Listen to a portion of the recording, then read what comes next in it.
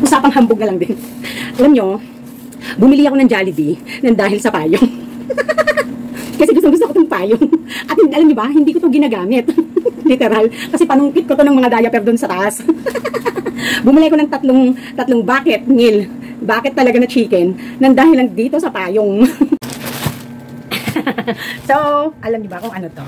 So, maraming salamat po sa mga nag-order ng aking mga pinost na link. Sinama doon sa title ng mga videos ko. No? Maraming salamat po sa mga orders nyo at nag-start na po magkaroon ng commission ng Mommy Park. Malaking bagay po. Gusto ko kasi mag-ipon kasi po yung cellphone ko nagsisimula na po siyang magpakita ng mga hindi ka nais-nais, no? Nagkakaroon na po ng ano yung aking LCD. Makaipon kaya ako.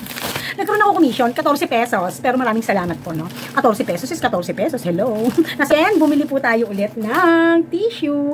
Kasi po, konti na lang yung tissue ko. Oh, nakita nyo ba yon? Konti na lang. Sabi ko sa inyo, bili nito eh. So, bumili na ako ng 3. Ayan. Ayan. So, sa mga content creator po, mas malaki po ang discount. Ayan. So, thank you very much sa mga umorder. At sana po ay tangkilikin nyo po yung aking mga pinupost dyan, ha? Pindutin nyo lamang po yung link. No? So, napakaganda po talaga ng tissue na ito. Kasi ito pong isa pang gamit po talaga namin. At yung isa naman po ay yung dalawa naman po ay pambenta. Ang dami po niya. Sa totoo lang po, siya ay mas maraming laman compare doon sa mumurahin na roll yung tissue. At napakatibay pa, mas absorbent pa. Order na yan. Order na kayo dyan, ha? Order na kayo. Kahit pa paano naman. Yan man lang ay mapakiusap ko sa inyo, ha? Oh, okay ba? Ma-share ko nga pala. Meron akong invitation sana, August 28, sa Google Office PH. No? Sa Google PH office ng dito sa atin. Hindi ako po pwede kasi may sakit si Daddy Park, no? Parang hindi naman ako masyadong genuine na ipupush ko nga pumunta doon. Tapos yung akin naman ditong kapartner ay sakit-sakitan. So syempre, mas minabuti kong wag na lang. But it's nice na na-invite ka. Wow, ang taray, di ba? Na-invite tayo. Sayang. Gusto ko lang pumunta doon kasi first time ko yun. Google office yun. Hello. So yun lang, na-share ko lang naman. Hello mga kahambognes. Charot. Hello mga kasari, kamusta po kayo? Kamusta? Yan. So, Mommy Park is back. Okay, so, siguro medyo na ano kayo, no? Sa title pa lang natin, ano? So, mamaya tatalakayin natin yan. So, gusto ko medyo huli para naman tapusin nyo ang video. Okay? Alam nyo, one of the hate thing na gagawin ko is yung mag-opinion, magbigay ng POV or point of view. Alam nyo po kung bakit? Kasi dalang-dala ako dyan. Kasi hindi lahat ng viewers, hindi lahat ng subscribers natin or viewers natin ay may malawak na pangunawa at comprehension, no? So, kaya for me, ilag-ana ako basta-basta magbigay ng POV. However, dahil sa sinabi ni Mama Lu Aguirre na kayo ay quality viewer ng Mommy Park, dapat panindigan natin yan. Diba? Panindigan yung hindi kayo hambog. Ayan, nasa na ba tayo? Sarado na ako pero may bumibili pa. Okay, so yun. So for me, hirap ako kasi nga dati nagbigay ka ng opinion, no? Napanood ka ng hindi mo naman talaga genuine subscriber or viewer, tapos imbes na maliwanagan ay na-misinterpret ka pa. So kaya for me, ilag na ilag ako. No, hindi dahil sa wala akong guts. It is because hindi ko na ugali ang basta mag-explain, no? Yung ganun ba? And kung mag-explain rin lang naman ako sa hindi quality viewers, wag na. Parang it's not worth for me. So, syempre, tulad nyo, na kahit hindi kayo content creator, syempre, mas lalo dapat sa content creator na tulad ko, ay dapat updated tayo. Diba? Alam nyo, flex ko nga itong payong. Usapang hambog na lang din. Alam nyo, bumili ako ng Jollibee nang dahil sa payong. Kasi gusto ko itong payong. At alam nyo ba, hindi ko ito ginagamit. Literal. Kasi panungkit ko to ng mga diaper doon sa taas. Bumili ko ng tatlong bucket meal. Bucket talaga na chicken. Nang dahil lang dito sa payong. Yan yung nag-open kasi very first Jollibee that we had here in Pandi. So nagkaroon sila ng promo na kapag ka-umorder ka ay magkakaroon ka ng free payong. No? So yung isa binigay natin sa talagang yayamanin nating suki at yung isa binigay ko sa dati kong tindera. 4 yung binili ko, alam ko. Tapos ito 2, hindi ko alam kung nasan yung isa. Yan. At hindi ko siya talaga ginagamit kasi nga trip ko lang siya. Charot. So, yun. No? Hambugan ba? Ayan. So, yun nga. Hindi ako masyadong ma-opinion na ngayon. Pero, syempre, dahil quality viewer ang meron ako, tulad ng sabi ni Mamalu Aguirre, at ito ay isang paalala at isang POV natin, point of view natin. Okay? So, alam nyo, sa Facebook, napakarami ko nang nakikitang nagiging hambog na mga tindera, na mga content creator. Ang dami talaga. No? Actually, hindi ko sila sadyang pinapanood. Nagkakataon lang na dumadaan sila sa feed ko na sa hindi ko mawari kung bakit. Siguro kasi sa panay pag-research ko o pag-search ko ng mga ahente, ang lumalabas sa akin ay mga sari-sari store vlogs minsan. Minsan nga magugulat ka, ang layo-layo nung pinapanood ko doon sa biglang susunod na reels or kaya susunod na video. Magugulat ako, may sari-sari store na ng mga topic, ganyan. So hindi naiiwasan syempre na nakikita ko sila, di ba? So it's sad to see and hear, no, na marami ang mga nagpumasok sa pagsasari-sari store at marami ang naging content creator, but many of them pa rin ay napaka-irresponsible poser, no? So baka may tumaas ang kilay dyan, no? Kasi baka marinig ko na naman yung may magsasalita dyan na hindi ka po pwedeng mag-post at mag-flex kasi may magagalit, ganyan. Parang dati kasi ginanyan ako no? May magagalit, maiinis, ganyan, no? So kaya parang naano ako, nasabi ko, ganun. Hambog lang. Ganyan. So ito paalala, lalo na sa mga aspiring na magiging sari-sari store content creator or sari-sari store business owner, no? Syempre hindi maiiwasan, no? We share our little wins sa social media and it's totally fine to inspire, no? Kaya nga 'di ba minsan yung may tinatawag tayong not to brag but to inspire, no? Kamusta naman yung mga nepo babies ngayon na mga sobrang mga nagpe-flex ng mga milyones at bilyones na mga na-achieve nila sa buhay dahil sa pagiging contractor ng kanilang parents at ng literal na mismo yung tao, no? So napanood nyo ba yung mga na ngayon, yung interview ni Julius Babaw sa isang napakayaman na contractor, no? And also yung mga babies at mga pamangkens, no, na mga nagpe-flex. Ayan. So talagang grabe, no? Flexing, pero yun pala galing sa hindi maganda yung at ang nakakainis pa dyan, tax ng bayan, di ba? So yung issue sa DPWH. So walang pinagkaiba ang ibang mga sari-sari store business owners or mga hindi ko nilalahat doon sa mga taong yon. Nagkaiba lang, bilyones ang kanila. Okay? Milyones ang usapan. So hindi ko naman sinasabing nakaw nyo ang inyong dahil naghahanap buhay naman kayo. So maintindihan nyo yan along the way, nasasabihin ng mami pa. So napakaraming content creator sa social media, no? Just to lift up their views and just to lift up their platform. Wala ang problema dyan. Yung mag-flex ka, yung pero ang pinaka-importante kasi, kapag ka nagbigay ka ng information, as much as possible, i-disclaim mo at sabihin mo, if it's applicable to you, go ahead, no? Yung ganyan. Magkaroon ka ng paalala. And doon naman sa mga pag-flex, as much as possible, is yung wag kang magko-compare sa ibang tao. Yun lang yung against ako. But you flex it to inspire, walang problema dyan.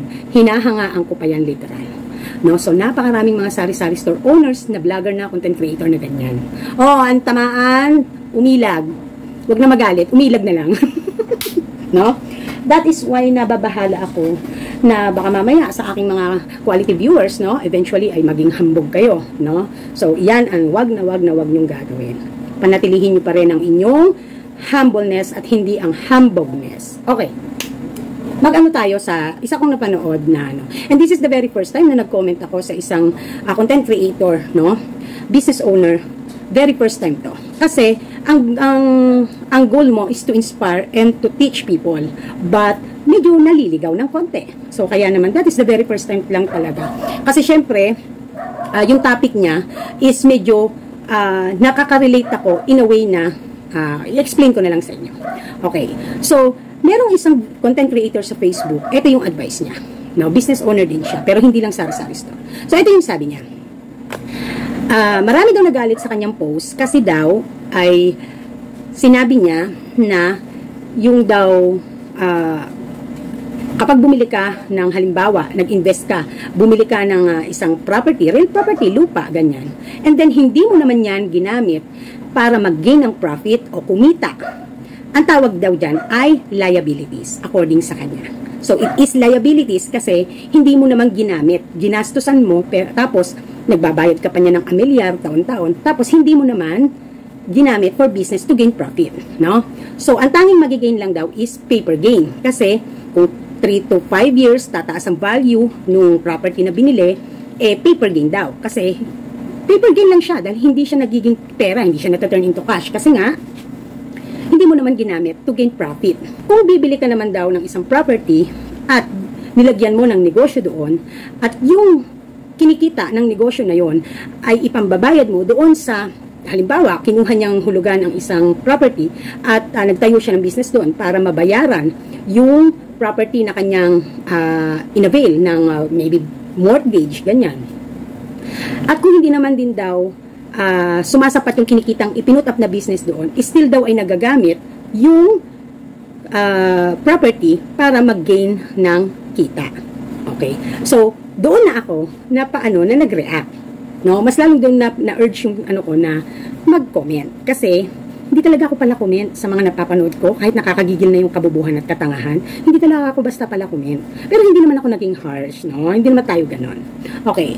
So, ang reply ko doon sa video niya, sabi ko, you misleading people. Kasi, an asset is always an asset as long as its value is higher than its expenses. So, kahit saan mo dalhin yan na universe, ang asset ay isang asset as long as its expenses not exceed to its value. Okay? So, let's say, for example, meron kang lupa na halagang 1 milyon, binabayaran mo ang kanyang amilyar taon-taon, halimbawa, ng 2,000, halimbawa lang 2,000, so mas malaki pa rin ang 1 million value compare sa 2,000 na binabayaran mo taon-taon. Diba? And, diba, may tinatawag nga siyang paper gain, or nag-gain siya tumataas ang value niya every year. Also, kung tumaas ang value, nasa around halos nasa 50,000, 100,000 taon-taon, ganun tumataas yung value ng isang property minsan, depende pa kung saan yan, so saan ang location niya. So, panalo ka pa din, diba? Ang point kasi dito, dapat alam kasi natin when to invest and when to invest to do a business. Yun kasi dapat ang kailangang matutunan ng tao. No? What is your goal? Why you invested into something valuable? Ano ang iyong gustong mangyari dyan after certain of times or after a couple of years? No? So bilang ako na naghahanap buhay ng sari-sari store, isa sa naging goal ko talaga ay ang makabili ng property dito sa amin. One of the reason I'm doing business here, I should be legit here. So kaya, ito yung aking ginawa. Pangalawang reason, if I cannot move yet sa talagang pinag-investan ko na property, ay at least may nabili na ako dito sa isang subdivision para makapagpatayo ng bahay. So, ibig sabihin, ano pa rin siya? Asset siya. Asset pa rin siya. Tumataas ang value niya, at ang goal ko naman kasi is para sa aking kaginhawahan. So, it depends, kahit sabihin pang kahit ano ang goal mo dyan, as long as mas mababa pa rin ang expenses niyan compare doon sa value niyan, compared to its original value, still asset pa rin siya. Kasi iyon ang rules. So, kaya sabi ko doon sa comment pa, you misleading people, and as long as the asset is, the value of the asset is higher than its expenses, it is still asset. No? Tapos, sabi ko pa, if you are saying na mag-avail, bumili ng property and do a business there, at yung business na sinasabi mo ay hindi naman nakaka-gain, hindi naman nakakatulong para mabayaran yung yung property na yun, at sinabi pa niya na still at least nakakatulong, that is called liabilities. Why? Ang goal mo, kaya mo inutang yung property ay para maglagay ng negosyo, at yung negosyong naisip mo na yun ay mag-gain ng profit para mabayaran yung property na yun. Hindi naman yung business nag-gain to compensate the expenses of the property, to pay the mortgage man lang. So, ibig sabihin, that is liabilities, diba? Nagpaluwal ka pa din, naglabas ka pa din. So, that is liabilities. So, sometimes, yung parang maging mukhang matalino tayo kahit hindi naman tayo matalino. So, maging honest na lang. At minsan, syempre, kahit ako, dinidisclaim ko dahil hindi talaga ako 100% accurate or tamang-tama, no? Kaya nga meron tinawag na comment section para magbigayan tayo ng kuro-kuro at para magkaroon tayo ng kanya-kanyang shared information. So, yun. So, sabi ko, you have to review, I think. You have to go back to review Accounting 101. Sabi ko gano'n. So, lagi niyong tatandaan yan, ha?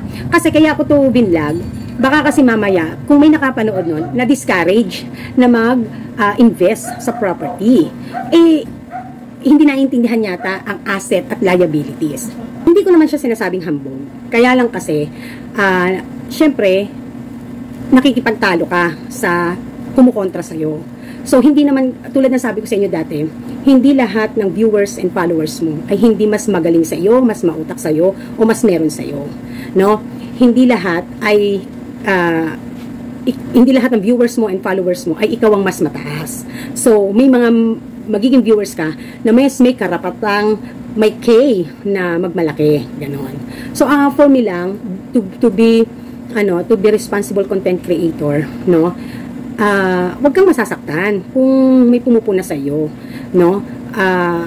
Instead, i-improve mo yung sarili mo, no? To be a better one, 'di ba? Kasi yung intention mo to teach people, yung intention mo to give information. Kaso lang, ang nagiging problema is hindi lahat ng sinasabi mo ay correct. So, kailangan meron kang disclaim, 'di ba?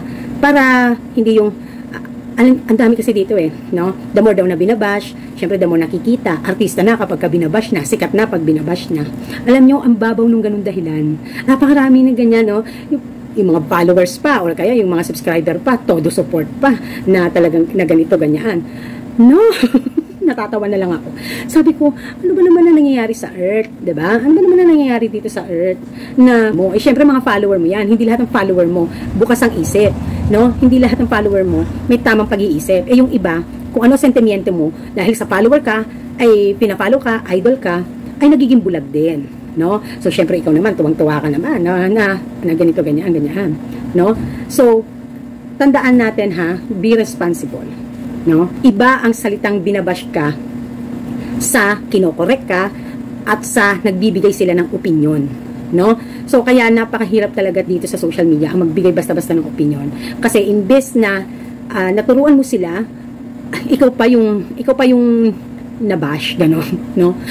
Yun yung dating. So kaya nga sabi ko nga kung saan maraming bobo nasa social media, that is the truth. Sorry to say, no? Sorry to say. So, kaya use your platform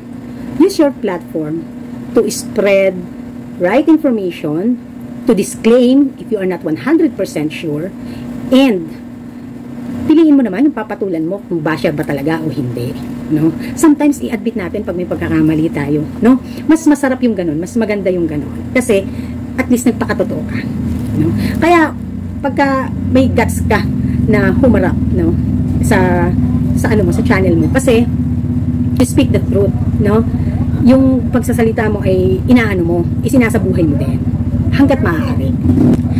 Pangalawa, na napansin ko, yung nakita ko sa social media. Pangalawa, napakaraming mga sari-sari store vloggers, content creators na binablog, dinedemo, pinapakita pa literal yung mga kasablayan ng customers. Yung mga kasablayan ng customers, no?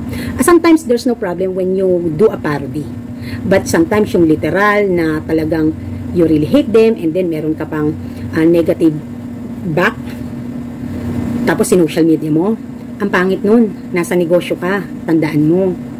Your customers are the blood of your business. So, bakit mo dinadrag ang mga nagiging customers mo, mga bumibili sa'yo into social media and para laitin, para ipamukha sa kanila yung pagkakamali nila, para may mai-content ka lang. So, ang dami-daming umangat-ngat sa social media ng mga store vloggers na yung tungkol sa utang ng kanilang mga customer. In the first place, bakit ka nagpautang? Tapos ngayon, umangat-ngat ka sa social media. That is your fault.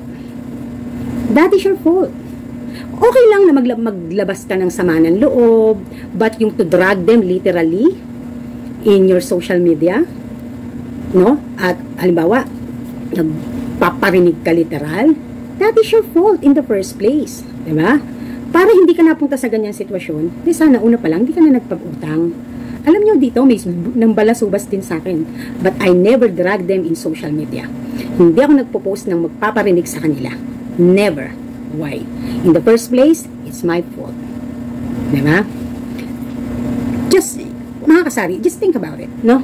Walang problema. Minsan, hindi, walang problema maglabas tayo ng minsan hindi naiisip ng mga customers natin, lalo na yung mga umuutang, kung gaano natin pinaghihirapan ng ating pamumuhunan. Minsan nakakapangutang pa tayo para lang meron tayong maitinda, tapos utangin nila, tapos hindi kagad sila nagbabayad, nakalimot na. Sana naman ay makaalala sila. So may mga ganun, okay lang. But yung literally drag them, no? Tapos minsan may yung talagang parang galit na galit, gustong manakit, kahit scripted. Ang pangit nun, no? Ay, kung yan ang way of para kumita kayo sa Facebook, okay lang. Kaya lang kasi nasisira yung imahe ng mga sari-sari store owners. Tandaan mo, sari-sari store owner ka, business owner ka, you still represent, no? You still represent the community. 'Di ba? Mapa social media man yan or mapa sa sarili mong lugar. So, pag kasalanan mo in the first place, wala kang karapatang magsintimiento. Sasabihin, bakit ba Mami Pat? This is my channel, my rules. Kung ayaw mo manood or kung naiinis ka, wag kang wala namang problema. Totoo naman yon.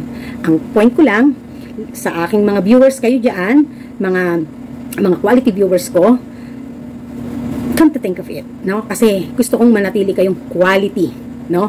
Marami akong mga viewers na sari-sari store owners. Gusto kong maging quality kayong tao, quality kayong business owner. Maging responsable kayo, especially when you are in public or in social media platform. Okay?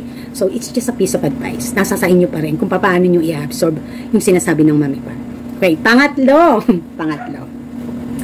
Meron akong nabasang post. Parang hinatak lang din niya yung post na yon. Tapos, niya sa wall niya. Parang i-share lang din niya, parang gano'n. Tapos naglagay lang din siya ng sarili niyang POV gano'n. So, sabi dun sa parang quote, sinasari-sari store nyo lang kami, pero hindi lang kami, sinasari-sari store nyo lang kami, pero yung 8 hours nyo, isang transaction lang namin sa GCash. Hambog talaga. Alam mo, napakahambog nung ganun.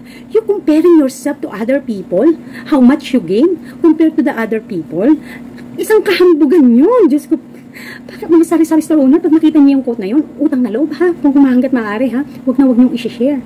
My God! Nakakahiya. Sa sari-sari store owner pa talaga, sa store owner pa talaga nanggaling, sa store business owner pa talaga nanggaling, nakakahiya. Why? O, POV ko to ha. O, why? Bago ka magsalita ng ganun, you have to make sure na yung sarili mo talaga malinis. O, declared ba yung pag-Gcash mo? O baka naman sari-sari store sales lang ang dinideclare mo sa tax. Para sabihin mo na yung 8 hours ng ibang tao ay isang transaction mo lang sa Gcash. Oh, sige. Ano nga tayo dito? Sino sa inyo ang nag-Gcash transaction tapos nire-resibuhan pa? Sige nga. Magsabi nga kayo dyan sa baba at magpakita nga kayo ng resibo nyo. Sige nga. Oh. Ngayon, sabi ko, naisip ko, hindi nag-iisip tong nag-post na to. Kasi kapag ka merong nag-react doon at nagsabing, oo nga, isang transaction mo lang, ang 8 hours namin. Ang tanong, declared mo ba yan? Diba? O imbis na ikaw pa yung maangas, yung magaling, ikaw pa ngayon yung na-back to you ka pa. Diba? So, huwag na pipiliin nyo yung sinishare nyo at yung sinishare nyo sa social media. Kasi baka masilip. Tapos di nyo kayang panindigan. O, diba? Ano nangyari doon sa in-interview ni Julius? Diba? Gulat yung mga tao. Ang daming luxury cars. Ang bahay, grabe, na. Bilyon yata ang presyo ng bahay. At ang mga anak, at ang mga grabe. Saan nang gagaling yun? Diba? Nagbayad ba ng tapat sa tax yun? Ang ganun. So, ikaw, bilang business owner, na maliit lang naman tayo, you have to be responsible on what you are posting or what you are flexing. Diba? kung sasabihin mo to inspire, walang mai-inspire sa ganong salita. Kasi you're comparing yourself to other. Diba? Sana hindi mo na lang kinumpare. Diba? Sari-sari store lang kami. Sari-sari store lang kami. Pero kahit pa paano, ang isang transaction namin, kaya nang makabili ng bigas. So, yung mga ganun, pwede pa. Pero yung literal na sari-sari store, sinasari-sari store nyo lang kami, pero, pero baka yung 8 hours nyo, isang transaction lang namin sa GCash. Diyos ko po, napakahambog nyo. Grabe. Anong kahambugan niyang nalalaman nyo? Diba? Ano? Naalala nyo ba yung mga quote-quote nating mga sari-sari store na papiso-piso lang ang ating kinikita dyan, tapos uutangin pa, o kaya papiso-piso lang ang tubuan natin dyan, tapos babaritin pa, tapos kung akala nyo lang kung gaano kahirap maging sari-sari store owner bago kami kumita ng ganito, dapat magganito muna kami, dapat magganiri muna kami, tapos magpo-post kayo ng, magsasabi kayo ng huwag nyo kaming sinasari-sari store lang kasi baka yung 8 hours nyo, isang transaction lang namin sa GCash. Ano yun? Diba? Eh di huwag kayong magsasabi ng ganong mga salita, tapos magpo-compare pa kayo na ngayon sasabihin nyo yung isang transaction lang, eh baka 8 hours na ng ibang tao. Diba? Mamamatay ba kayo kung sinabihan kayo ng tao na sari-sari store lang, sari-sari store ka lang? Sobrang liit na ba ng tingin nyo sa sarili nyo kapag sinabihang sari-sari store? Words lang yun. Di ka mamamatay doon. Wala kang dapat ipatunayan at i-justify. Basta alam mo sa sarili mo, isang transaction mo lang ng GCash, malaki, kinikita mo. Tapos, di ka mamatay mo ba yun? Buti sana kung, hindi ko nasasaktan yung pagsasabihin, sari-sari store owner lang naman yun. Eh ano? Yun ang nagpapakain sa akin. Be it. Okay lang. Ang hirap kasi sa atin, masyado tayong sensitive. No? Ano pa ipapatunayan natin para lang huwag tayong masabing sari-sari store lang. Talaga naman sari-sari store lang tayo. Kung sari-sari store lang tayo may mali ba doon? Ano bang gusto nyo? Naku, sari-sari store owner yan. Mayaman yan. Ganunin ba kayo? Diba? Yun ba gusto nyo? No? Dahil nasabihan lang kayong sari-sari store lang, tapos iko-compare nyo na sarili nyo sa nagtatrabaho ng 8 hours a day, minsan ba hindi kayo naging empleyado o nagtrabaho ng ano? Nagtataka nga ako, bakit nga yun nasabing ganoon? Samantalang tayo, nung nagpapalaki pa, nung nag-ano pa tayo, hindi ba halos tumira na tayo sa tindahan para lang kumota tayo, para lang ma-achieve natin yung pangarap nating leverage, para lang makagain tayo ng sales at makasustain kung ito ang bread and butter natin? Hindi ba? At masasaktan kayo sa salitang sari-sari store lang. Ang pangit kung bilyonaryo kayo, tapos nilanglang kayo. Yun yung pangit, di ba? Yun yung parang medyo nakaka-insulto. Pero yung sinabing sari-sari store ka lang naman, wala namang masama dun. Di ba? Ako nga dati, sabi sari-sari store lang daw ako, pa-English pa ako eh. Gusto ko mag-English di ba? Hindi naman ako nang hamak na ibang tao na hindi marunong mag-English, kasi hinamak-hamak ko. Tapos ako din, hindi marunong mag-English.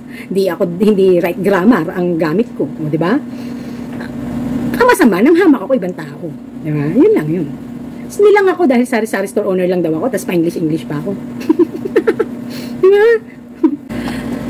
Tapos naalala ko dati, nung kasagsagan ng pandemic, yung kasagsagan din ng pag-vlogs at kasagsagan din ng mga sari-sari store vloggers, merong isang nanghamak din sa akin na parang kasi what I achieved, parang ganon, no? Na kumbaga parang pinersonal na ako. Hindi yung sa pagiging sari-sari store. Parang pinersonal na ako na parang yung dating niya, wala naman akong na-achieve, hindi ako mayaman, hindi ako mapera, ganon, something like that. So, ang tingin ko doon sa tao na yun, na nang ganon sa akin, napaka-social climber. Yun. Ayoko nang ibalik yung ano na yun eh. Kaya lang to share to you, no? Yun. So, hindi rin nakakaligtas si Mami Park sa ganyan na nasasabihan ko ano-ano. So, dumating pa ako dun sa punto na kailangan kong mag-vlog to explain myself. No, actually, wala akong dapat i-explain. But, para matigil na yung dating na bullying, no? Na, kumbaga ba parang, parang show what you got. Parang ganun yung dating na hinahamon ka na ganun. So, in-explain ko na wala naman talaga ako. Kasi, kailan na ba nagsimula ang buhay ko na medyo umayos-ayos. So, dumating ako sa puntong in-explain ko na yung mga anak ko kasi, na imbis na nakakaipon, nagkakasakit. So, nakakaipon, napupunta lang din sa pagkakasakit ng mga anak ko. So, kumbaga ba ay kailangan ko pang sabihin kung ano yung mga circumstances na nangyari sa buhay ko. No? To justify lang na kung bakit those times, wala pa ako na maipagmamalaki. At kahit kailan naman ay hindi ko naman pinagmalaki talaga kung ano man ang na-achieve. Kasi ang katwiran ko, blessings yan ng Panginoon, and I should be stay humble. Yun ang laging nagpapaano sa akin, yung sinasabi ng Lola Pat niyo, huwag kang mayabang. Hindi mo kailangang sinasabi sa tao kung ano ang meron ka. At lalo kung wala ka naman. Ganon, no? So, I have to explain pa myself. At talagang, it's almost 1 hour video. No? Just to feed lang the happiness of a one person na napaka-social climber sa aming mga sari-sari store owners, sa aming mga sari-sari store vloggers, those times. No? Naalala ko lang din, no? Na that is the last time that I explained myself why. That is the last time. Kasi, hindi mo po pwedeng ikumpara ang sarili mo doon sa sitwasyon ng ibang tao na mabilis nakagain, mabilis nakano. Bakit? Yung bang mga mabilis na nakagain, sa una pa lang ba, may burden na. Diba? Merong nagsimula na hindi naman, wala namang burden. So, walang, siguro pangit sabihin burden. I think obligation and responsibilities na malaki. No? Yung halimbawa ay nagsimula sa business, pero yung business na sinimulan, bago nagkaroon ng compliance. It took years bago nagkaroon ng compliance. So, syempre, nag-gain na siya. No? I-versus mo yan doon sa mga taong sa una pa lang nag-comply na sa mga legalizations ng negosyo. So, burden sa kanila yon, obligation sa kanila yon, 'di ba? So, kaya yung gain nila, hindi basta-basta madali yung kanilang naging journey. 'Di ba? So, you cannot compare yung journey ng isang sari-sari store owners o ng isang tao sa isang klase, sa isang tao. Kaya nga kailangan you have to stay humble of what you achieve. Kasi baka ma-back to you pa. Diba? So, yung bang mga, lalo na yung mga iba, no? Hindi ko nila lahat.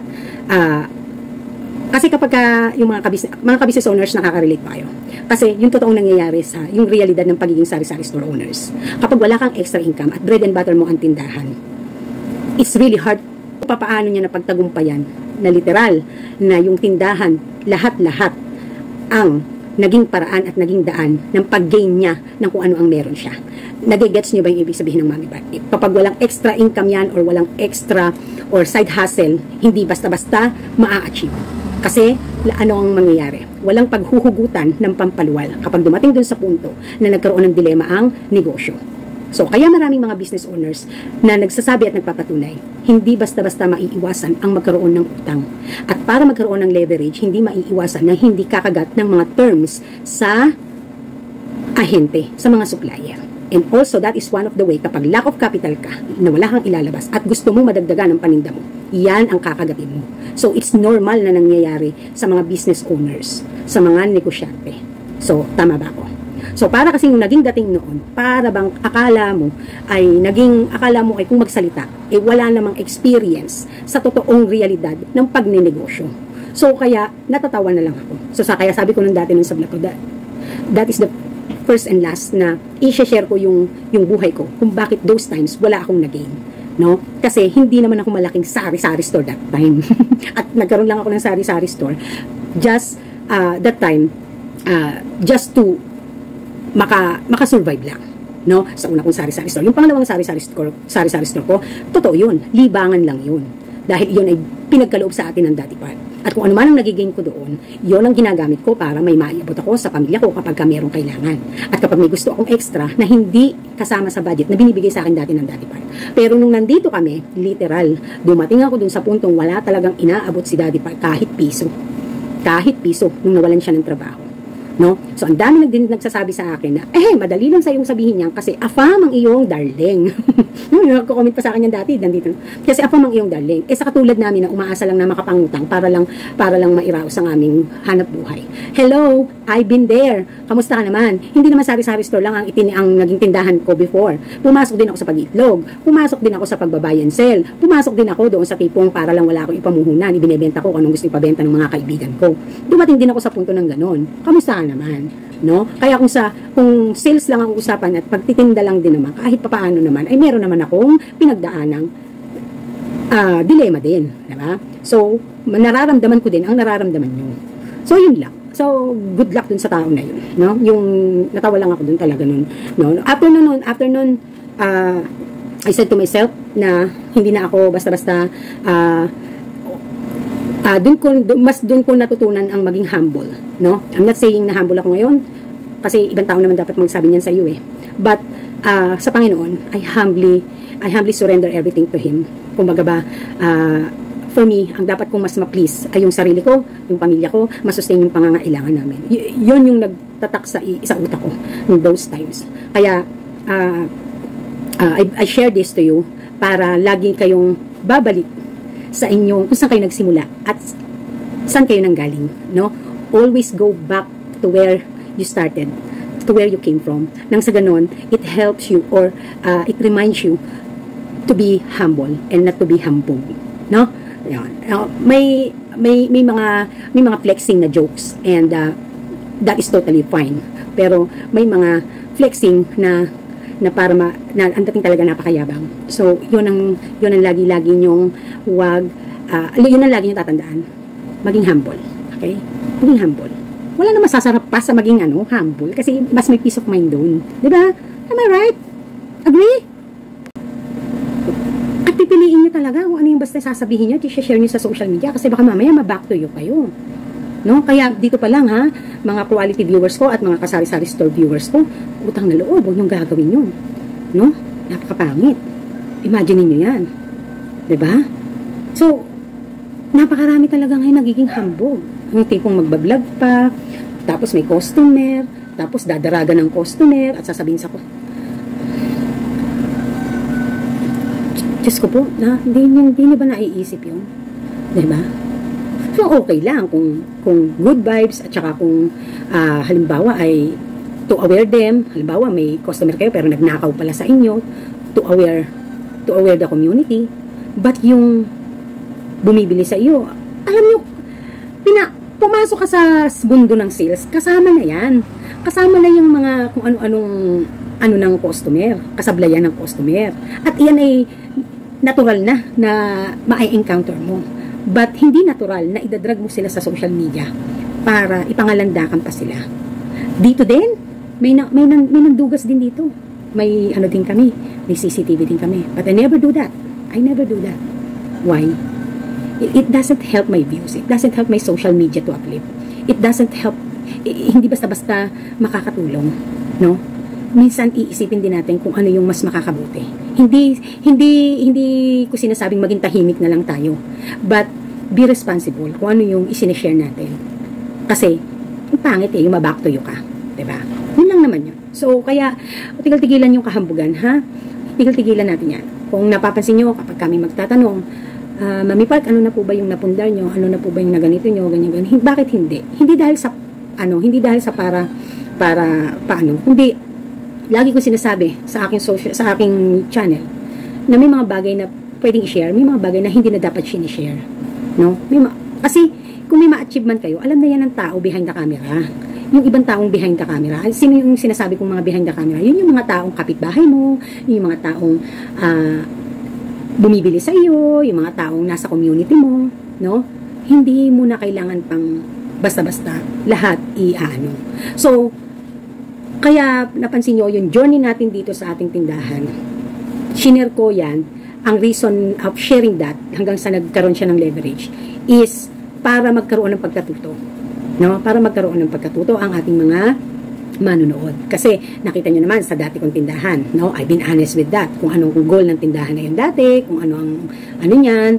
So, lumipat na kami ng lugar, umuupa pa. So, may kahihinatnan ba ang nag-invest kami ng pera at dugot pawis? Ano ba ang mga natutunan sa ganitong pagpasok sa ganitong klaseng negosyo na ganito yung konsepto? So, share natin learning. No? Share natin ang learning. Kaya din tinigilan ko din noon yung basta-basta nag-share ng kinita, ng pera. Hindi na ako basta-basta nagpapakita kasi ang katwiran ko, enough na yung mga na-share ko noon. Tama na yun. But to share pa more, hindi na dapat. No? Kaya kung napapansin nyo, okay lang sa akin na hindi ma-encourage basta-basta manood sa akin kasi wala akong i-flex. Okay lang sa akin yun. No? Kasi, ang katwiran ko, hindi ko kailangang i-justify. Hindi natin kailangan laging gina-justify natin yung kung ano ang meron tayo. Kung may dilema tayo, kung meron tayong problema, kung meron tayong achievements, okay lang. May right time to share it to inspire. No? May right time to share it to inspire. But not to flex na walang katuturan. So, alam nyo naman yan, diba? Laging learning. So, shinare ko itong ano na to, shinare ko itong video na ito, or itong message ko na ito sa inyo, para, oops, baka masyado kang ma-overwhelmed. Ingatan, no? Ingatan. Binigay na blessing sa atin yan, ingatan natin. Binigyan tayo ng blessing, pagkakataon, na maka-inspire ng tao through our social media platform, ingatan natin. Diba? Ingatan natin. Tandaan, hindi lahat ng nagko-komento, nagbibigay ng opinion sa mga channels natin, naming mga content creator, ay lahat ay inggit, lahat ay galit, lahat ay ayaw kayong umasenso, nagagalit, hindi. Dahil nasa public kayo, no, as long as hindi kayo kinokomenta ng below the belt, walang problema dyan. Walang problema. Diba? Sari store owners, business owners, we should be responsible, no, to what we are sharing, posting, no, flexing, kasi nga, wag nating sirain yung imahe ng mga sari-sari store, no? Piece of advice. So, I do hope na naarok ng isip nyo yung gustong iparating ng Mami Park. Kasi ano ba tayo? Aral ng buhay, aral sa hanap buhay, at musik daan. So, isa sa mga pinangako ko na goal ko sa buhay, ang maka-empower at makalift ng bawat isa na nahihirapan sa pagnenegosyo. Katulad nyo din ako na meron din pinagdadaanan, katulad nyo din ako na may utang, katulad nyo din ako. So gusto ko na maramdaman nyo na nararamdaman ko talaga kayo. Hindi yung dahil para lang magamit ko kayo, para lang may maiblog ako, no? Nararanasan ko din yung nararanasan ng ordinaryong nagsasari-sari store, no? And I'm pretty sure na kung ganoon ang goal natin, na nararamdaman natin yung isa't isa, mas magaang sa atin at mai-inspire tayo kasi naiintindihan ko pala kayo. Diba? So, yun lang. So, this is Mami Park and this is Team Park nagsasabing, huwag maging hambog, tindera is our career. Let's inspire others. Ano? Fighting! Bye!